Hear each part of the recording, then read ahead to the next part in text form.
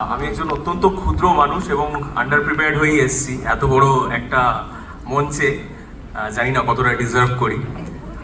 বেশি সময় নেব না, অ্যাকচুয়ালি সবাই বোর হচ্ছে, আমি বুঝতে পারছি।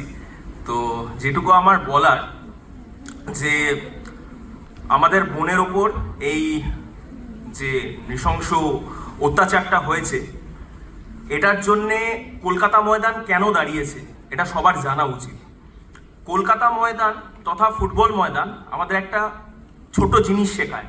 আমরা গোলাকার চামড়া ফুটবল, সেটাকে তো প্রাণের চেয়ে বেশি ভালোবাসি এবং সেটা আমাদের শেখায় যে মেরুদণ্ডটাকে সোজা রাখতে।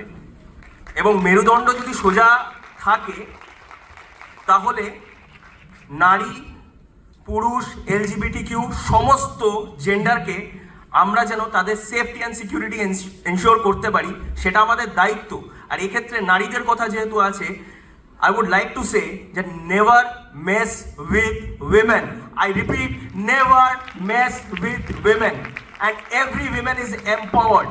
ঠিক আছে? তো এই মানে এই ভয়েসটাই যেন চারিদিকে ছড়িয়ে পড়ে। প্রেসিডেন্সির চেয়ে বড় জায়গা হতে পারে না, আই থিঙ্ক। ঠিক আছে, প্রেসিডেন্সি ইউনিভার্সিটি ইটসেলফ নারীদের হয়ে, LGBTQর হয়ে যেইভাবে লড়ে এসছে এতদিন, মানে সেইখানে ভয়েস আউট করাটাই কলকাতা ময়দান একাত্ম হয়ে করতে পারবে বলে আমি বিশ্বাস করি এবং আমাদেরও লড়াইটা চলতে থাকবে। শুধু এইটুকু বলে আমি শেষ করব, সেদিন আমাকে মেরেছিল, মারার ফলে ভয় পাইনি কিন্তু, ঠিক আছে, মারার ফলে ভয় পাইনি।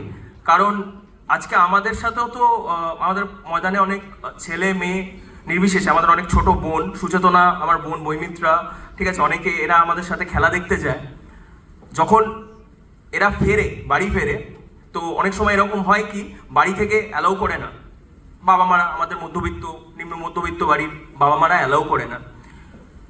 তো সেই যে জায়গাটা আজকে স্টপ হয়ে গেছে, সেই ইন্ডিপেন্ডেন্সটা আমাদের ফিরিয়ে আনতে হবে, যেন সুচেতনা, বৈমিত্রা সহ সমস্ত এখানে যত আমাদের মেয়েরা আছে, তাদের বাড়িতে বাবা মারা যেন নিশ্চিন্ত হয়ে বলে যে আমার মেয়ে যত রাত্রি হোক কি ফিরুক, কিন্তু ফিরবে, সে বাড়ি ফিরবে তার মতো, তার সময় মতো, সে যা খুশি পড়ে ফিরবে, যেখানে খুশি যাবে, যা খুশি খাবে, সেটা তার অধিকার। এইটুকু বলে আমি শেষ করব।